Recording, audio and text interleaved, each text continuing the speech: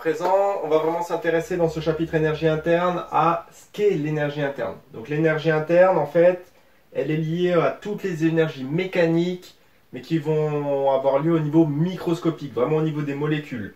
Donc on va avoir les énergies cinétiques, donc ça on comprend bien, c'est lié au fait que nos molécules puissent se déplacer, et les énergies potentielles qu'il peut y avoir entre les différentes molécules. C'est-à-dire que le fait qu'elles se rapprochent alors qu'elles sont avec des électrons chargés, le fait qu'elles puissent se choquer, le fait qu'on puisse avoir plein d'énergie comme ça liées en fin de compte à la position de ces différentes molécules. Donc ça va être les énergies potentielles. Donc ce qu'il faut retenir, c'est que l'énergie interne, ça correspond à l'énergie mécanique, microscopique, au niveau vraiment des molécules. Mais ça veut dire que nous, ce qu'on va pouvoir en fin de compte mesurer, vraiment quand on va faire un bilan d'un point de vue énergétique, ça va être, on va pouvoir mesurer une variation d'énergie, donc on notera ça delta U. Et comme c'est une énergie dans le système international, l'énergie elle est notée en joules. Donc c'est pour ça, le delta c'est pour variation, le U c'est pour parler d'énergie interne. Maintenant, on entre dans la partie un peu plus technique de ce chapitre énergie interne. Donc avec la formule qu'il va falloir savoir utiliser pour ce chapitre. Donc l'idée c'est de s'intéresser à calculer une variation d'énergie interne par donc en fait un apport de chaleur. Donc justement cette variation est du coup qui va correspondre à la chaleur transférée que notre système va pouvoir récupérer ou que notre système va pouvoir donner. Donc ça peut se faire par changement de température. Donc ça veut dire que on va définir Q, la chaleur, qui est en fait la variation d'énergie donc en joules. M, la masse qu'on exprimera en kilogrammes. Delta T, la variation de température qu'on exprimera en Kelvin quand on utilise les unités du système international. Mais je rappelle que on a exactement la même valeur chiffrée si on fait une variation, bien sûr une variation de température en degrés Celsius. Et enfin, on va définir C, mais on le définira plus proprement après, comme la capacité thermique massique de notre système. Donc il va falloir apprendre cette formule, comme quoi la chaleur, donc Q, qui correspond à la variation d'énergie interne delta U, c'est égal à la masse fois C, donc la capacité thermique massique, fois la variation de température. La variation de température, ce sera la température finale moins la température initiale. Du coup, c'est capacité thermique massique de notre corps. Qu'est-ce que c'est? Mais en fait, on peut le retrouver et c'est pour ça qu'il faut bien comprendre en fait ce que c'est une formule. Donc C, ça va être l'énergie à apporter pour 1 kg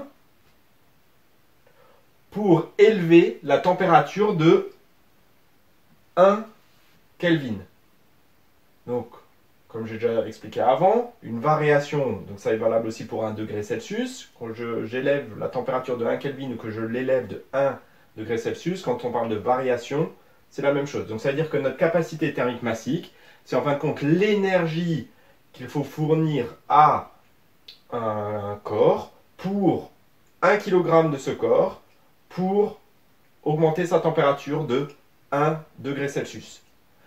C'est valable aussi dans l'autre sens. Ça veut dire que si ce corps il a sa température qui baisse d'1 degré, ça va être l'énergie qui va pouvoir apporter et transférer à un autre corps ou un autre système en baissant sa température de 1 degré pour 1 kg de ce corps. On peut prendre comme exemple la capacité thermique de l'eau